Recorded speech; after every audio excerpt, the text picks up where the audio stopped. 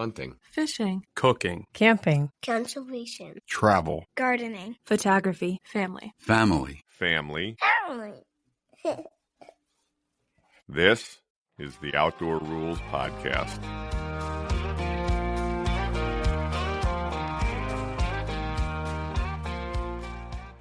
Hi, everybody, and welcome to another episode of the Outdoor Rules Podcast. I am always pleased to do an episode with my two brothers.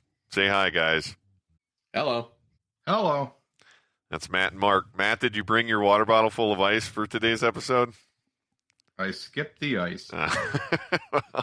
You'll have to find another way to make distracting noises at some point. Excellent. I know a couple weeks ago, we did a fishing season wrap-up, but it turns out that we weren't really wrapped up on the fishing season yet, and a bunch of stuff still kind of going on. A few big trips happened, and then we never really talked about the trip you guys did down to Cape Charles in Virginia, where our family always goes. And I think there were a couple of notable things that week, right, guys? Yeah, it was an eventful trip. Yeah, some good, some bad. Some good. Not some, all that some eventful bad. from a fishing standpoint. I mean, a few things. Yeah, fishing was tough. It was really hot. So it made getting out in the middle of the day, and almost no wind every day. So it made getting out in the middle of the day really tough. Yeah. Yeah, it was a lot like the year you were there, Tim. Oh, yeah. High humidity and 95 and no air moving. Yuck. So luckily, the air conditioning in the house worked the whole time. Oh, yeah, that's right. Remember we were there that year and the air conditioning quit? I do remember. Yeah, we really sort of, I think, convinced Tim and Denise that Cape Charles, Virginia is not a place to go in the middle of the summer on that trip. Yeah, there's a lot of places like that for me. That's funny how that works. One good trip, would probably change your mind again. But that was a tough year down there. Anyway, I guess start at the beginning of that thing. How'd the pre-trip planning go? The pre-trip planning? Yeah. Well, so the boat mic broke. I broke. Were you operating the boat when it broke? Oh yeah, I was operating the boat when it broke. So the boat mic broke. I got a guy to fix that. I got the starter in it, and then found out it needed a water pump, which was kind of to be expected. But the timing of getting the water pump became a problem. So unfortunately, we had to go to Plan B, which luckily Dad has that 20-foot Lund, or 18 and a half, or whatever it is. 19. Okay, 19-foot Lund. Thank you, Matt. So we just kind of retooled and got that set up and ready to go. The trip down was something though.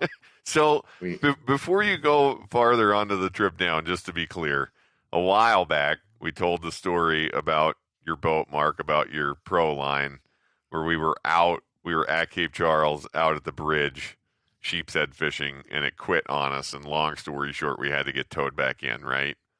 Yeah. And that ended up being a starter issue that you diagnosed and repaired. Correct. So it took me a little longer than I would have liked, but I think a lot of that came down to getting sick pretty much immediately after returning from that trip. Yeah. And then not feeling well for quite a long spell into the spring of this year. So I was behind the 8-ball from the start. So, but we did get the starter in, and it cranks and fires and runs. So that's good. Right. And when I got it over here to start prepping it for the trip, I couldn't get it, the tall tale to tell me that it was peeing, that the water pump was working. I couldn't get any water to come out of it, no matter what I did. So yeah. So then I had to order a water pump, but those parts were a little further out. I love my Hondas, but they're not as easy to get parts for, I don't think, as like a Mercury. No. Boy, I have had a hard time here, and here there's not a lot of marine repair shops to begin with, but boy, I've really had a hard time finding anybody to work on a Honda. There's kind of one person in Albuquerque, so I can sympathize with that because unlike you, Mark, I'm not mechanically inclined enough to start tearing things apart and fixing stuff myself. Yeah, and for me, it's like even just getting the parts. The Honda dealership around us is pretty good, but they just didn't have that stuff for that motor. So and we retooled, like I said. Yeah, so you loaded up the Poppy and Matt's Lund, the infamous Lund that we ran aground in Fort Peck, right, Matt? Very same. Yep, very same boat. And we got it out and got it all prepped and went around it and, just checked bearings and stuff like that. And Matt looked at the tire and went, that tire look like it's gone bad? Like the sidewall's got a bubble in it? No, the tread was like not straight. I don't know how to explain it. Nah, it's fine. And we just figured it was parked on that spot for a long time. So we just were like, whatever. Right. It was not, in fact, whatever. In the end, it was not fine. Yeah, we got to about an hour away. Yeah, we got the 250 miles out of a 350-mile trip in on it. So, and then the tread on the tire decided that it no longer wanted to be on the tire, and I felt it because all of a sudden my truck was like groaned like it was pulling a heavy load, and when I looked in my rearview mirror, I could see the driver's side boat fender flying down the highway behind me. Oh, and then man. I was like, Matt, I called Matt. I'm like, the fender came off the boat. He's like, well, I better go back there and look to see. I said, it's driving fine otherwise. And he dropped back. He's like, you need to pull over like now. Like the tire never deflated. Really? No, just the tread came off. Oh, we man. were running on the radials. Always something. Always something with boats. Yeah. But that was no big deal. We put the spare tire on and, got through the week, got another tire while we were down there. So we had a spare again. And then one of the boat bunks came off and we unloaded the boat. So once you get challenged getting the boat down there, and then once you get in the boat in the water, you find another problem. Yeah, it's not preferable when one of your bunks tries to float away when you launch the boat. Oh, man. I was thinking, I know we've talked about a boat episode, but we gotta get Poppy when we do that to tell the story about the time his trailer tire passed him after he was pulled over. Or that time that a couple of years ago when the wheel came off of the trailer here. Oh, yeah. Oh my God! Where Caitlin's literally looking out the back of the car saying, "I think there's nuts coming off of the wheels." I think the rear trailer wheel's falling off. I think I saw something fly off the wheel. More of a wheel flying off the trailer situation. I think that there's probably a couple episodes worth of boat miscalculations, boat failures that we could come up with. Almost without a doubt. And you know what the general theme is? What? Lack of maintenance. I suppose. Yeah. It's just there's a lot to maintain between the boat and the trailer. And the bunks are hard because you can't really see the bunks. I mean, you're usually too busy fishing using the boat to go look at the bunks when it's sitting in a parking lot somewhere. That's true. Yeah. I mean, we just zip tied it back on and it's still that way. There you go. It'll get fixed this winter, I think. Yeah.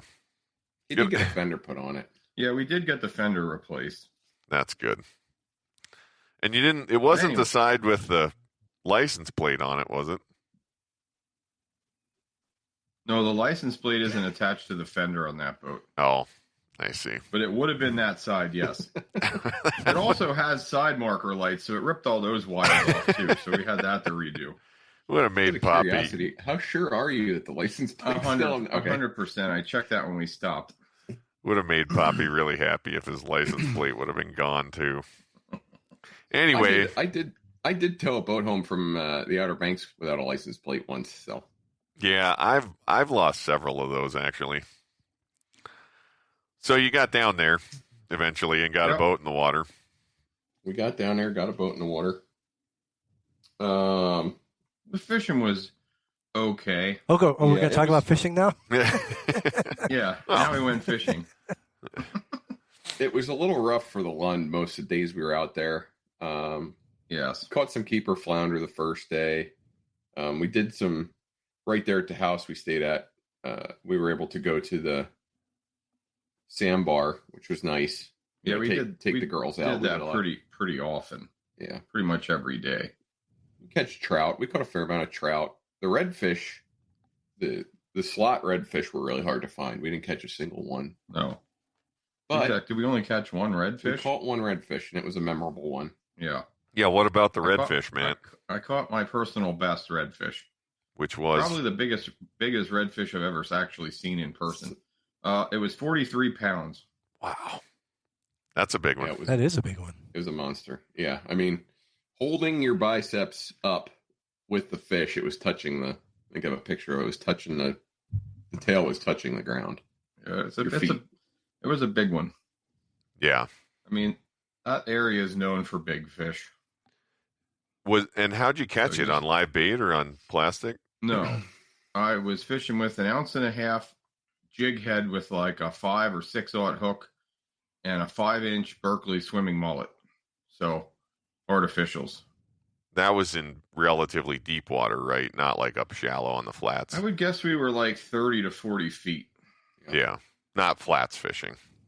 No, I don't think that the big ones often get quite that shallow. And I mean, we didn't. It was essentially just luck. You know, we were catching other fish, drift fishing. We weren't targeting redfish specifically. when I Yeah. caught that. But, you know, you guys caught some fish, but it was a pretty quiet week of fishing.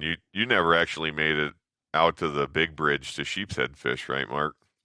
We never made it to the big bridge. Between We fished the inner bridge. We caught a lot of flounder around that. I don't know, 3 or 4 keepers there. Yeah. I lost one fish. I don't remember if I ripped him off or I lost him. That I think was a sheepshead, specifically sheepshead fishing. Now out in front of the house, we could catch croakers and whiting, like and gray trout. and gray trout, all we wanted. I mean, if you were just looking for numbers, you could go out there and catch fish like crazy, but not really what we're after. yeah. Was that all from the boat or wading too? Both. Yeah. So great trip from the standpoint of getting your personal best redfish, Matt, but not the most exciting fishing filled trip, right? No, we've definitely had much better years down there. Not having Mark's pro line affected what we could do and couldn't do. So Yeah. And that's just, I don't know. That's just how it goes. That super hot week that we were there with Tim, like, that was a year, I think we caught a bunch of spadefish that year. Yeah. But otherwise, the fishing was kind of challenging that week, too. Those super hot weeks seem like they're never really the best ones to be there. What do you guys think? Yeah, I mean, it was hot last summer when we were there, and we did all right. But So why do you go at that time of the year? mostly, I think Kaylee's soccer schedule. yeah, it's tough for us to go much later because of Kaylee's school soccer schedule. Yeah. So we already booked a place for next year, though, right? We Yeah, did, a little earlier. So Yeah. we'll have to see what's going on. We're going to I go. mean, When is it, Mark? Late June? Yeah, this third weekend of June. yeah, So, I think, yeah. I mean, essentially, really, the fishing down there basically depends on water temperature and how windy it is. Mm-hmm. now the cobia opener is the middle of June, so we should be there right at the best time for cobia fishing. Which Yeah. I think before the sharks show up is always a lot better. I would really like to catch a cobia. I've never caught one. Yeah, I have. You guys Have you? I've caught several, but never any nice ones. have we ever landed collectively between us and Poppy, have we ever landed a keeper? No. Yeah. Well, there's a goal Yeah. for next year. Yeah, I think they have to be 42 Yeah, inches. sounds right. So 42, and I think you can have 2 in the boat. Only one over 50, 55, something like that. So Well, let's see if we can get that done. Right at 38 to 40. Oh, yeah. That's a nice fish, but just not legal.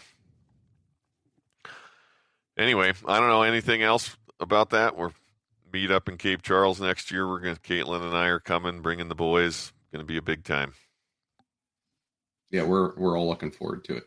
Yeah, we are too. The boys are really excited to go to the beach with all their cousins, so that'll be fun. Doesn't Robert call it the Pennsylvania beach? He definitely used to call it the Pennsylvania beach. Yeah. I think Emmett's young enough, he doesn't ever remember being there because we didn't go the 3 of us and Poppy and Hunter went last year, but this'll be 2 years that we missed, so I don't think Emmett remembers it. He was in his zombie phase then. Yeah. Well, I don't know that he's out of his zombie phase yet. So the other fishing season wrap-up thing, or there's 2 other things. Matt did his big Canada trip. We'll get to that in a bit here. But kind of right on the heels of getting back from Norway, GT headed northwest and spent another solid week fishing, right, GT? Yeah, I did. It's been a banner fishing year for me. Yeah. I mean, and I will probably mention it at the end. I think we've mentioned it before, but we're going to go to Cabo at the end of the year for Christmas. So it'll be 3 big fishing related trips in 2025. With some small trips scattered in between. Yeah, I mean, good walleye fishing and the other stuff we did here. Yeah. So how'd the Alaska trip come about? Well, my brother-in-law, Gary, called me up, right, I think it was just before we went to Norway, and said, hey, some buddies of mine and I are going to Alaska fly fishing in late August. You want to? And there's a spot opened up. You want to go? And I'm like, yeah. So this is my new mantra, Say yes to fishing? I say yes to anything, just about any kind of outdoor experience I can get that I can still do. Hey, Mark, there's a T-shirt design idea. Say yes to fishing. Yeah, I like it. Yeah. Right, exactly. Yeah, so no, I said, yeah, I'll go. And so it was really short-term planning, so I didn't have a lot of time to think about it. Which is perfect for you based on how you like to plan. Right. It's like I didn't even really know where I was going. Yeah. I could tell before you left. Yeah. It's like, I'll bring a 6-weight rod and we'll see what happens. You know? Right. Yeah. How much energy did you put into figuring out how you're getting fish home? Not nearly as much as I did in Norway, I'll tell you that. Shut up, Mark. It's been a while since we've had an argument about flying with fish. I did bring it home, though. That's the important part of that conversation. Exactly. I brought home some delicious coho. Yeah. Was it better than what you would have gotten in the store? I don't know. Yeah, I think so.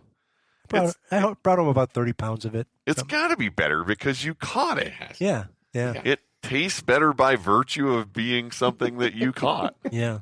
You went with Gary and Caitlin's uncle Gary and some of the other guys. Yeah, there's a fishing guide out of Buffalo, New York, organized this. And he's a fly fishing guide. And I've been on 2 or 3 other trips with him. And so he brings together a group of, 8 to 10 people, and they plan trips. And we've done trips in the past to Belize, to the Bahamas, down to Campeche, Mexico, fly fishing for tarpon.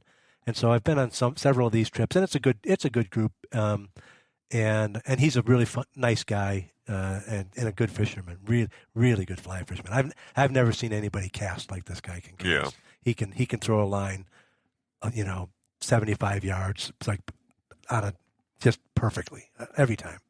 What's his name? His name's Vince Tobia. And does he do is that something he does as a business? Yeah, that's his. He's an ex-lawyer. He was a lawyer up in Buffalo, New York, and then decided 20 years ago, I'm done with this. Yeah. And he started basically guiding people steelhead fishing, and he still does a lot of steelhead fishing up there, right? Up there. Yeah.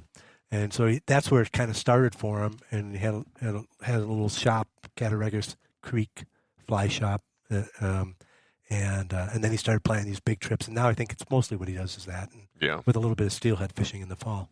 There you go. Yeah. So anyway, good group, and so I met up with them all. We flew up to I flew from Albuquerque up to through Seattle to Anchorage to King Salmon, Alaska.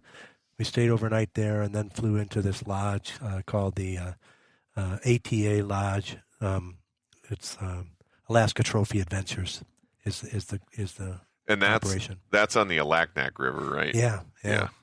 The Alagnak's kind of interesting. I mean, this lodge, the whole thing is interesting. So we flew into there onto just a grass strip behind the lodge, and they're right on the river there, but it's virtually the only lodge on the river. There was one other place about 25 miles down.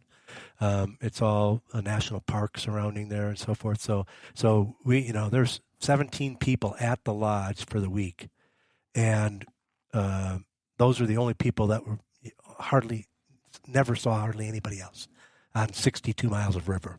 So that's pretty unusual for Alaska fishing, I think. Yeah.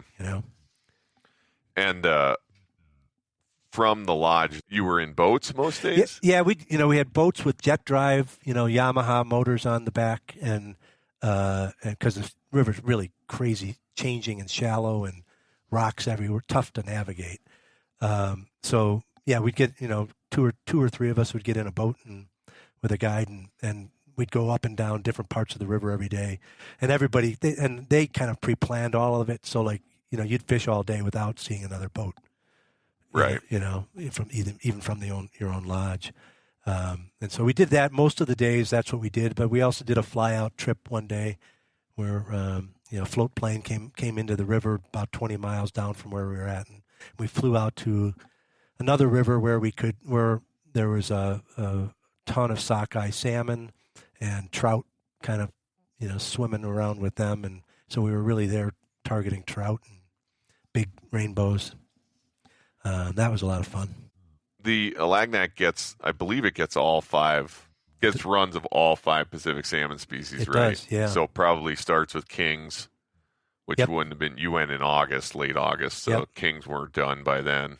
The kings were done where there were a lot of small kings around. Yeah, Jack Kings, and right. we were catching those, yeah. So kings, pinks, chums, sockeyes, and cohos. Yep. It gets all and rainbow. And so you saw Jack Kings. Yep. They were in there, but the big ones were done. The spawning kings are done. Yep. And the sockeye were there, right? The sockeye were there. It's late for the sockeye, so we weren't really targeting sockeye very much. But what you were saying is the sockeye were spawning, so they're kind of done at the point where you're fishing for them. But we literally would walk up into this fly-in we did was to this about mile-long river called the Kulik River, which is between 2 big lakes. So the fish come up the Alagnak, go into one of the big lakes at the top of the river there, and then they spawn up in this other river, a lot of them. And then the sockeyes, I didn't know this before, but the sockeyes stay there for a couple of years. Yeah. Right, and then they drop back down, and so I didn't know that, but yeah, we were kind of just wading up along through this 1 mile stretch of river, and trying to target the big 20+ inch rainbows that were there, trying to eat up eggs for the spawning sockeye. Were you fishing egg patterns? Yeah. For that. Yeah. So drifting egg patterns basically in between sockeyes trying to catch rainbows. Right. Yeah. Which is really amazing. I mean, you're like, and then you'd hook a sockeye and you go, ah. Then I broke a rod on a sockeye. It was fun. Well, what would a fishing trip be without GT breaking a rod? Breaking a Winston fishing rod. Yeah. Did you send that back yet? Not yet. I got to send that back. I've sent that rod in twice now. And then so cohos were there that you were able to target them? Yeah, the cohos were, it's kind of coming towards the end of the season, end of August. But there was, at the start of the week, there weren't many cohos. Another wave of kind of came up. And so by the end of the week, we were getting into them pretty good. Yeah, it's funny how fishing migratory fish is like hunting migratory animals or anything. Like one day they're there, and the next day they're not. Yeah, they're just, and well, the first 2 days we were fishing, the owner of the place and the guides all said, "Wow, this is the worst 2 days of fishing we've had on this river this year." and I did not catch a fish in the first 2 days. I hooked 3 fish and lost all 3 fish. That's pretty rough. Go to Alaska and not catch a fish for 2 days. Yeah, and then every day, two things were happening. One was, there were some more fish coming in, but I was actually starting to figure it out finally. Yeah. I was really not fishing very well Right. at the start. I haven't been doing any fly fishing. You guys keep dragging me into Norway and places like that. Yeah, I guess. But by the end of the week, I was catching a lot of fish and keeping them and getting them in and so forth. It was fun. Yeah. Matt, when we went up in 98 or 99 or whenever that was, we caught silvers, right? We caught cohos. Yeah. I don't remember catching anything but, well, we might have caught a couple. Did we catch a couple pinks too, maybe? I think we caught some chums. It was mostly cohos.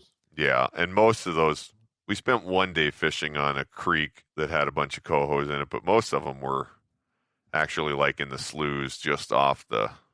Yeah, they like the quiet water. Water. Yeah, they like to get into the quiet water. And yeah. Right. Yeah, I think that we quickly came to the realization on that trip that we'd rather catch halibut, and we didn't spend much time salmon fishing. Yeah.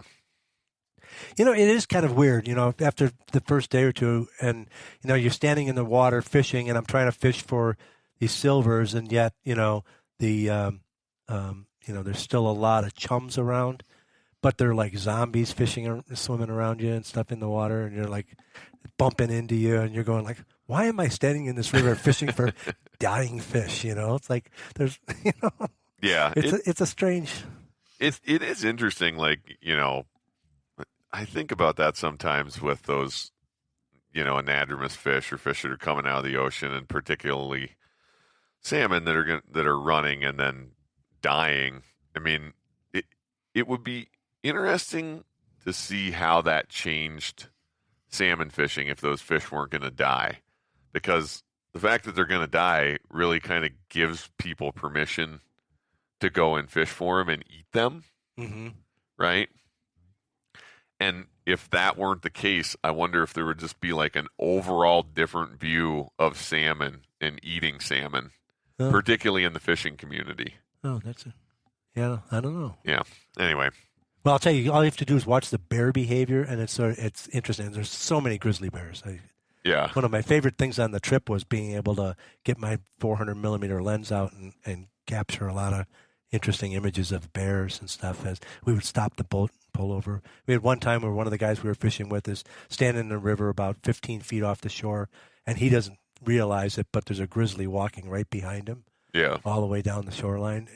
It's like, and we're like waving at him and he's not seeing it. And that was crazy. But the bears were getting so like, you'd find salmon on the shoreline where the bears would just grab the salmon, bite the brains out of them, throw the rest of the salmon away. Eat nothing but the brains or the egg. They would eat, or they'd squish them and push eggs out of the females and eat the eggs. And you see this big fish with a grizzly bear paw print stuck into it. It's like, it was really weird. Oh man.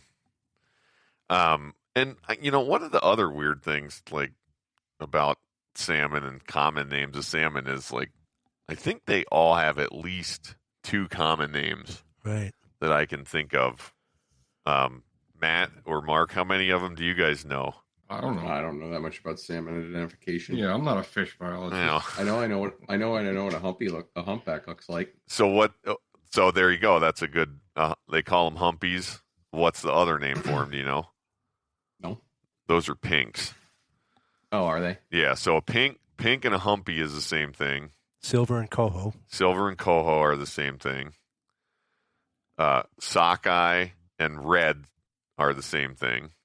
Kings and Chinook, right? Kings and Chinooks are the same thing. And then chums and dog salmon are the same thing. God, I never heard the term dog salmon. Yeah, the term dog salmon is because they use them for dog food. Yeah. So it's a kind of the least desirable of all of them from a human food standpoint is the chum or the dog salmon, and then probably after that pinks. So you're a fish biologist, so help explain this to me. I don't understand. How did the fish decide what the order would be for spawning? You mean like what? They come up in nice order, when right? they come up into the river. One comes up in June, the next in July, next in August. I don't know. I mean, it probably is some evolved behavior to not be in the river at the same time as some other species. I'd have to think about it because I think it's. I mean, the kings, which are the biggest of the salmon, are generally early spawners, but it's all mixed up too because there are fall run kings in places. Are there? Yeah. Yeah, up there the kings come in June, pinks come in July, but only every other year. Yep. Which is why is that? I don't know. I don't know. I'm not even. Yeah, that one is a little bit odd. Yeah, then the sockeye and the chums and the coho, right, in that kind of order. And they get a ton of sockeye. That river gets 2 to 4 million sockeye every year. Yeah, up in it, and yet like only about 10,000 kings. Yeah. So they get all 5 species, but not like huge runs of all of them. Right. So anyway, sounds like a pretty good week of fishing in Alaska. It was, although it took me longer to get home than it took for me to get home in terms of airport and flight time than it took to get home from Norway. Oh yeah. Yeah, it was just a nightmare trip home because you've got the trip from the lodge to King Salmon, sit around for 5 hours. Trip from there to Anchorage, sit around for 5 hours. Trip from there to Phoenix, sit around for 5 hours. And it was like 27 hours before I was home. It's like, Well, I guess takeaways from well, first of all, how did you bring the fish? How did I bring the fish? Like in you got a fish box there and brought it, or did you take your cooler? The nice people at the lodge froze it all and packaged it all for me, put it in a nice sealed up, insulated, dry ice box or whatever, and I had it with a little handle on it, and I just carried it to the airport. There, it was real easy. Different than Norway. Yeah. Put it on the plane, picked it up. This was, I would imagine, this lodge was a different sort of level of service. It was very nice. They served food and made nice dinners and things like that. But it wasn't luxurious. It was like you're like you have electricity for a couple hours a day with a generator. And did the fishing guides fish for 14 hours a day, and you had to ask them to go home? No, they did not. The fishing guides could figure out how to get back to the dock within 2 minutes of 5 o'clock every single day. Like we would be like an hour and a half down the river, and they're going, we got to go. Okay, and we get in at 5:02. It's like, how did you figure that out? Yeah. And the other thing you caught, so you caught rainbows, a couple salmon species. You caught a char species too, right? Yeah, Dolly Varden. They call them dollies. Yeah. Yeah.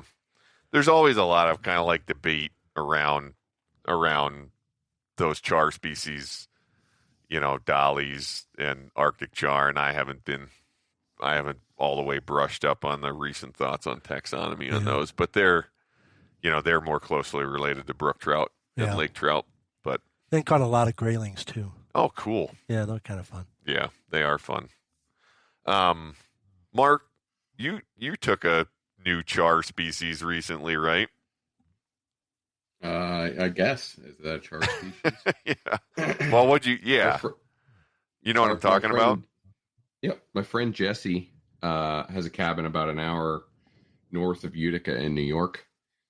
And we went up over the Labor Day weekend and Splake.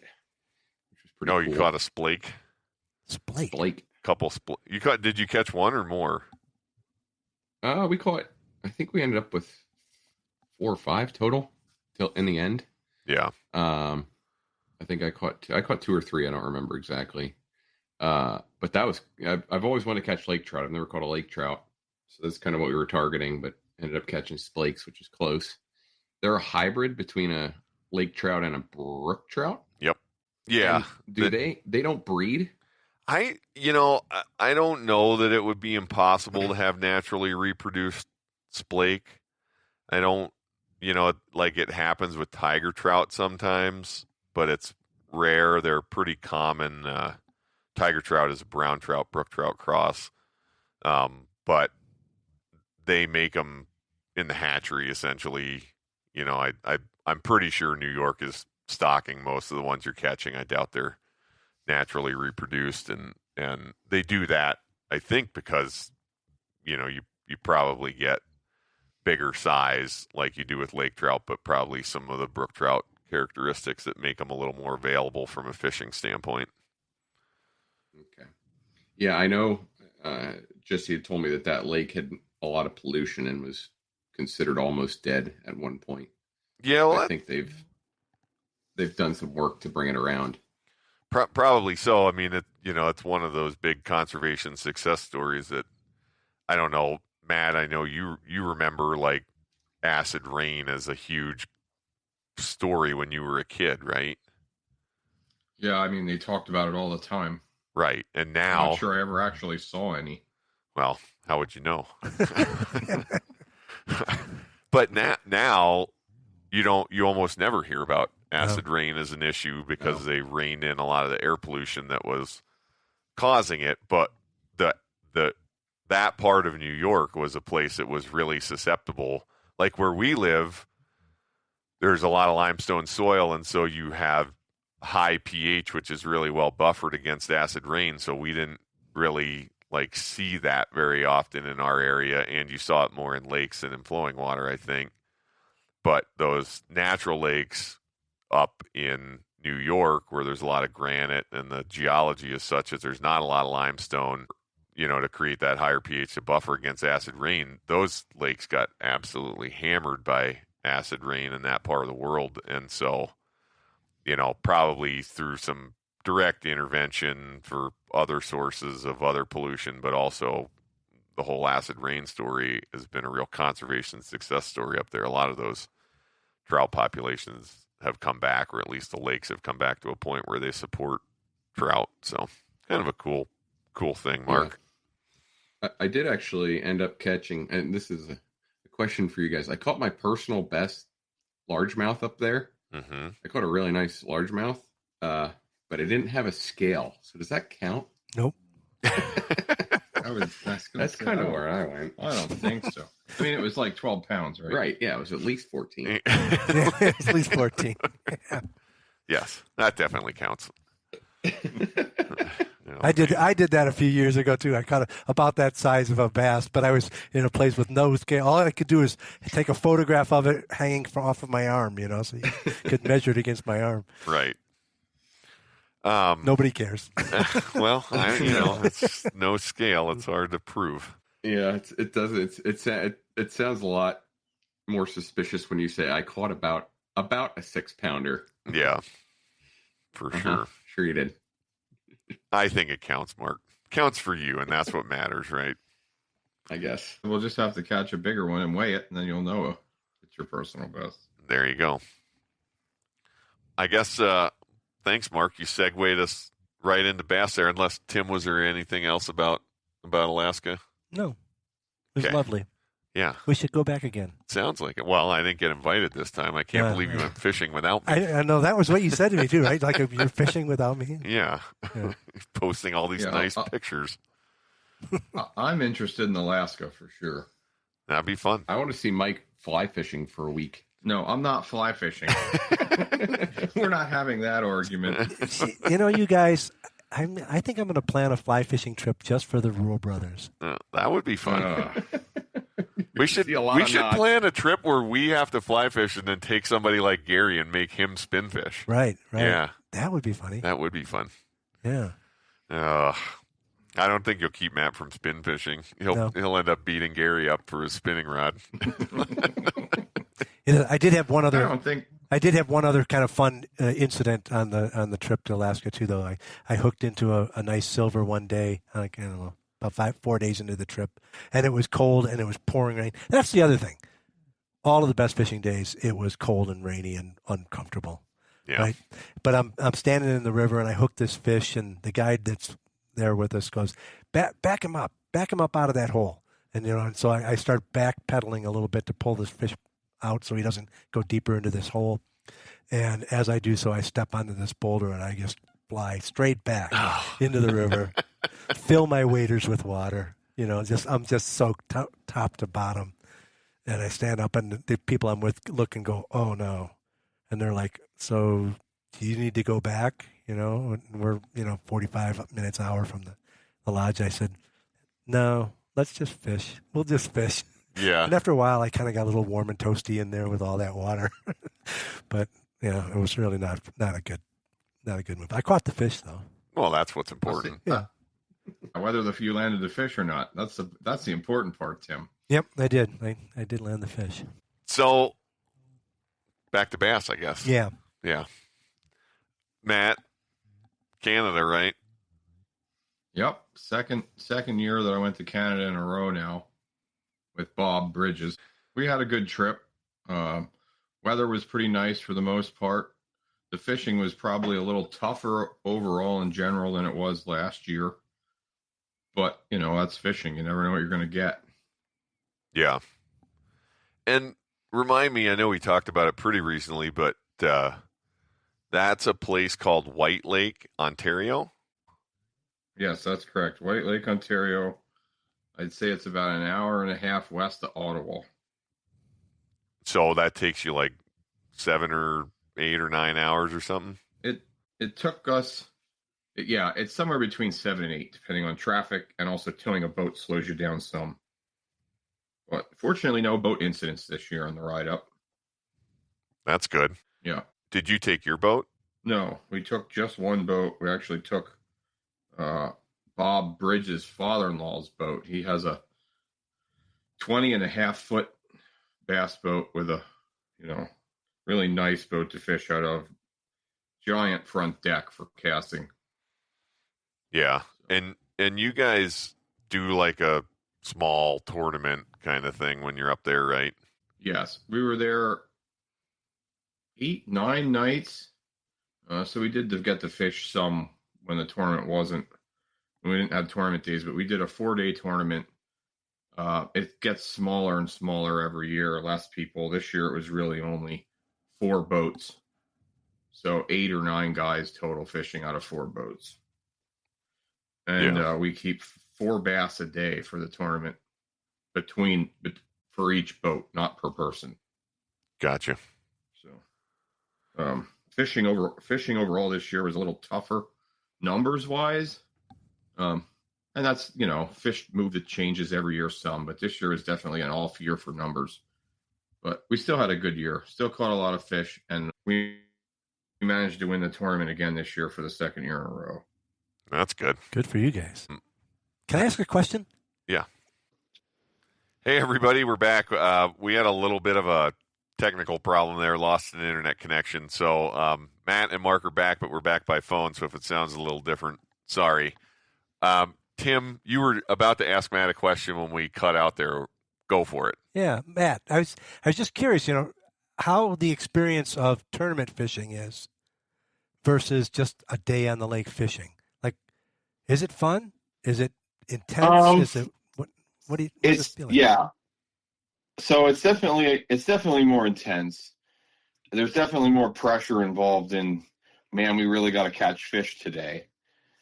And it definitely changes the fishing, but I enjoy it probably more maybe than actually just going out and fishing. And I won't say for fun, because all fishing I enjoy. But I'm also, and maybe you've gotten this from Michael too, we're a bit competitive. So I hadn't sensed that at all. I don't know that we're competitive compared to the Dodges. Well, that's true. So I guess I feel like that maybe in my head I'm always tournament fishing, even if the other person doesn't know it. That makes some sense. That does make sense. Maybe that's why I've lost so often. It did make me think though. Wouldn't it fun to go out and actually do like just a family tournament, like a serious family tournament? No, I've been beaten enough. I don't need to be beaten officially. Yeah, right. I don't need to know how bad I lost. The answer to that is, Tim, yes, I would love to do that. All right, let's do it. We're going to do a competitive fly fishing for smallmouth. Actually, I would be absolutely fine with that. The only times I ever fly fished with Mike, I beat him anyway. Oh man, challenge accepted. Oh well, sorry to interrupt. No, that's good. So Matt, you said the fishing was a little slower this year, but you guys still won the tournament, right? Yeah, the fishing was a little slower this year. The number of fish we caught was definitely down from last year. I would say last year, essentially, you could decide to go and fish almost any technique or lure that you wanted, and you were going to catch some fish. This year, that was not the case. They were much pickier. The bite was definitely not as strong, and we did struggle some. And actually, we were losing by 3 pounds after day one. Oh yeah. And I'll tell you that up there, 3 pounds is a lot. So it kind of felt like, honestly, I was pretty grumpy after the first day. I kind of felt like the tournament was over. And, Bob and I managed to really make a comeback on day two. Yeah. We were really only behind by 15 ounces after day two. So then we knew we at least had a chance to catch them. Clawed your way back. And then we were winning after day three by 1.5 pounds, and then we won the tournament by, 3 to 4 pounds till it was all said and done. Nice. So, and that was largemouth, right? No, we catch both species, largemouth and smallmouth. Oh, okay. And I think this year we may have weighed more smallmouths than largemouths. Last year was definitely the other way around. Oh, okay. But our biggest fish of the trip, our biggest fish of the tournament were still largemouths. As far as each day, the biggest fish I think we weighed was a largemouth. And then some days we might weigh one largemouth that was, 3.5 pounds, and then the rest of them were smallmouths. Although Bob did catch the biggest fish of the trip was a smallmouth that weighed 4 pounds, 3 ounces. But that wasn't on a tournament day. So how far north can you catch largemouth?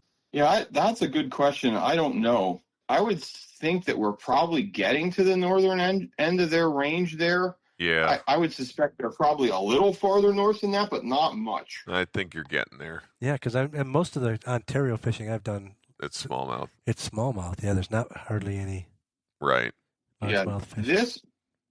This particular lake is fairly shallow. Yep. And very, very weedy. So, deepest part of the lake that I know of might be 30 feet. There's a lot of the lake that is 2, 3, 4 feet deep. More area of that depth than of 30-foot water, of even 20-foot water. Right. And I think that lake probably stays warmer. I think that probably helps for the largemouth population. Yeah, I think as you get that far north, you need enough shallow habitat that the water warms up enough in the spring and early summer for them to successfully spawn. But then it's also deep enough so that you don't have lakes that winter kill. So I don't know how far exactly north they go, but I think you're probably getting up there towards edge of the range for sure. And Matt, I know you guys are focused on bass, but did you catch any interesting fish?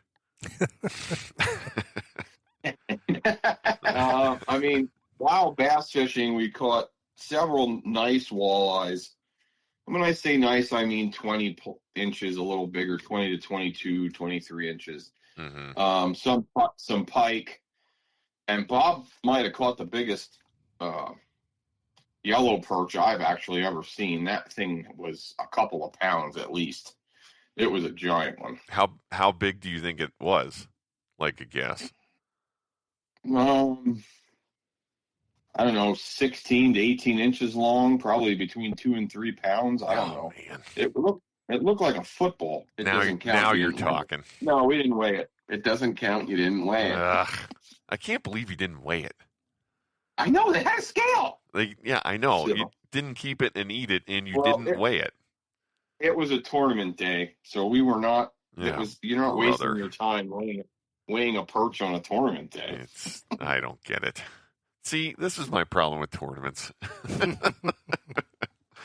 Anyway. My problem with bass fishermen as a whole. Yeah. Bob did catch like a 20+ inch walleye on a popper. Oh, really? Oh, well, that's unusual. Yeah, Yeah, that's cool. yeah. So I'm glad to hear there was some interesting fishing. Yeah.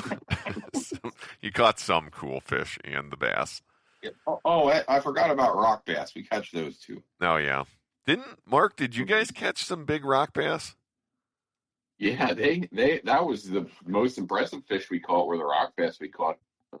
They were really nice. Did you end up eating any of them? No, we didn't eat a fish. I saw something somewhere kind of about, fish with a bad reputation that people don't understand why. And that was definitely one of the fish. They're really an interesting fish. I've also, for some reason, been seeing in some fish forums and other places, a lot like people posting pictures of fish and like, what kind of fish is this? And there's a ton of different diversity in the sunfish and black bass are all in the same family Centrarchidae. But there's a lot of diversity there, and there's a couple of things that look really similar. And I've seen a lot of debates recently about whether something is a rock bass, a green sunfish, or another sunfish. It looks like a green sunfish called a warmouth.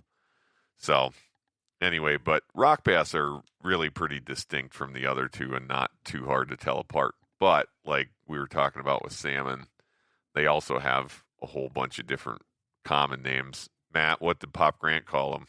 Googly-eyed? Yeah, he called them googly eyes, and I see people online on social media calling them Google eyes in some other places, but I don't know why. Like, we almost never ate them either, but I think they're good. I don't think there's anything wrong with them at all. Yeah, I don't ever recall eating a rock bass. But that being said, we did not keep very many fish when we were kids. No, I still don't. You keep fish, but I don't. Yeah. Well, most of them were radiated in 3 Mile Island. No, right? it's just that Susquehanna River 3 Mile Island nuclear accident thing.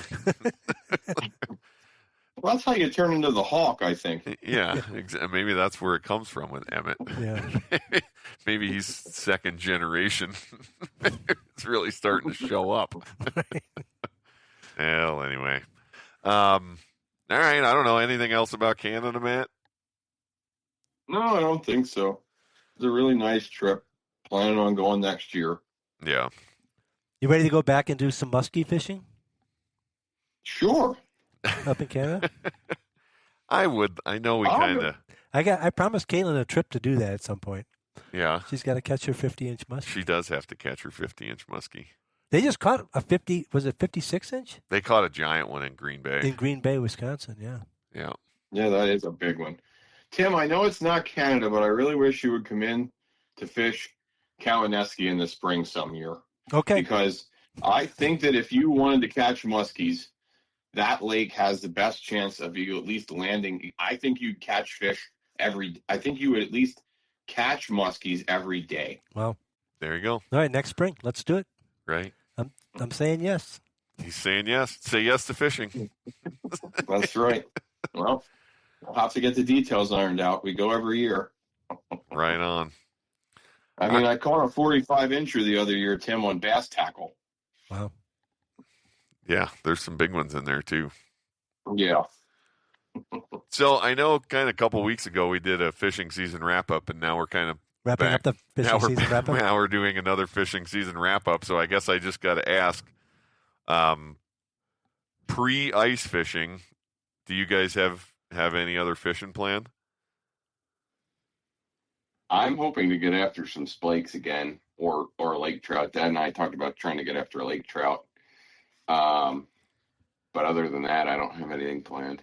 I think that Bob and I are talking about actually going up to fish Kawaneski, Tioga, Hammond in October. And I suspect I might trout fish a little in the fall while I'm up. If I'm up to archery hunt, I may trout fish a little bit then. Yeah, but not big targeted fishing trips. No, I mean, last year Hunter and I did that tournament, which would have been after, the beginning of October.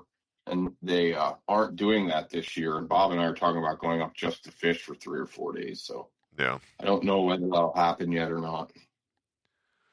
Well, I don't know that we'll get out here. We always sort of roll into the fall, and then hunting season starts, and we get busy with that, and then kind of ends up being ice fishing season till we really start to think about it again. But I don't know. We got a little bill fishing planned. Well, yeah, we do. That is a good point. We mentioned it, but we're going to Cabo San Lucas at the end of the year. Going to be there for Christmas, and got a couple days of fishing booked already, and see how things play out when we're down there. Maybe we'll get a little bit more in. But that'll definitely be a podcast episode. Oh boy. Yep. There'll be stories, I'm sure. I'm sure there will be. Hey, I know, Mike, you talked about you're going to spearfish there, and that reminded me of one thing I wanted to ask you. Did any of the guys when you were in Norway talk about spearfishing halibut? I've been seeing a lot of videos on Facebook of guys doing it. I've been seeing some spearfishing in Norway for halibut myself. I'm not sure at that lodge that they would really love that. I mean, no. I don't know. They don't want to kill the halibut. Right. They're pretty sensitive about killing those halibut, but that would sure be interesting. That would definitely be next level in terms of. But you'd have to be in the water. Yeah. Yeah, I wouldn't go in that water. Yeah, I mean, they're in full wetsuits. Yeah, I still wouldn't go in there. There's big animals down there. There's a lot of jellyfish. The big animals wouldn't bother me, but the jellyfish would. Ooh. Yeah. Mark, speaking of late season fishing and ice fishing, I'm not going to give the whole thing away, but I think the next episode after this one is going to be of interest to people who enjoy cold weather outdoor activities. We got a really excellent guest coming up that I'm excited to talk to. That's kind of in the business, so to speak, on cold weather gear. So stay tuned for that. It should be pretty interesting. Yeah, we're looking forward to it. Yep. All right, guys, you got anything else for today? That's all for me. Nothing on my end. I've used all my words up. All right. Well, that's like Caitlin. It takes you a lot longer to use all your words up than it takes Caitlin to use hers. So that's true. All right. Well, thanks, guys, for doing this. Yep. Thank you. Yep. Have a good one. And thanks, everybody, for listening. As always, you can find all our content on the website, www.outdoorruhls.com.